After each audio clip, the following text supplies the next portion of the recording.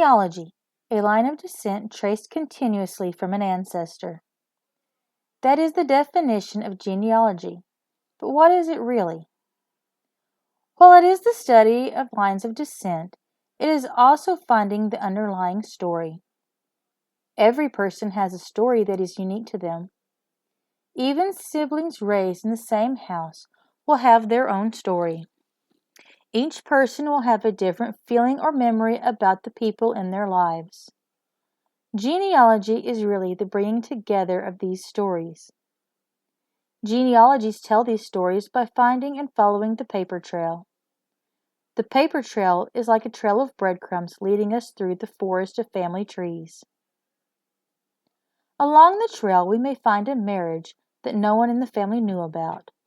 Sometimes we happen across a photograph of his second or third great-grandfather that fought in World War I. We find newspaper articles about a well-liked or notorious family member. When I worked for the library, I always told people looking for family, you want someone in there that is well-liked or active in the community, or someone that got in trouble. That way you are more likely to find something about them in the old newspapers. Most times in small communities, it is hard to find a death notice for someone that is not well known. The more well known the person, the better chance their death notice will be on the front page. This is the case with some of my own family. I have found several death notices during the 20s, 30s, and 40s on the front page of my old hometown paper. One was of an uncle to my grandmother that was killed by a local cop. His mother, on the other hand, was well liked in that community for her kindness to others. My grandpa's father's death notice was on the front page even though he had been in Italy for 7 years and died in New York. Things found in the old local papers can help uncover the story of our family.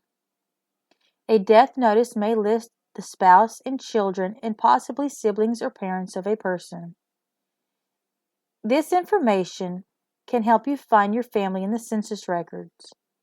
The census records can lead you to other historical records, such as a marriage record or a non-population schedule. A non-population schedule, like a veteran's schedule, can help find that missing person. I got lucky and found an ancestor on the 1890 veteran schedule for Kentucky. It is tempting to just trace our direct family members, but we can't forget about the siblings. These are genealogical gold. These offshoots could have a really interesting story. Some of the better stories I have found so far have been from these offshoots. Genealogy helps paint a picture of the lives of our ancestors. While it is said that a picture is worth 1,000 words, it does not tell the entire story. A picture gives us the face of our ancestors, but the paper trail gives us the story behind the face. Even if the ancestor doesn't have much of a paper trail, you can still get a glimpse of their life. Take a soldier from a war. All you may have is a picture of their headstone. Most veterans have a military headstone or marker. This will have the war they were in and what unit they were in. You can use this to research their unit. While the unit information is not directly about your ancestor, they will have been affected by these events. In some cases, like veterans of the American Revolution or the War of 1812, you may find a land warrant or grant. These were a form of payment the government granted for the person's wartime service. This is still useful in your research. This is a breadcrumb that can lead you to the state, county, or township your family may have lived in. That in turn could lead you to county or church records.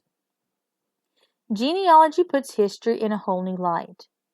While you start your family tree, you start to realize that the events in history had a direct impact on your ancestors. They lived the history, and that history became part of their story. Genealogy is not just the study of lines of descent from an ancestor. It is the study of your own family. Genealogy is a never-ending story.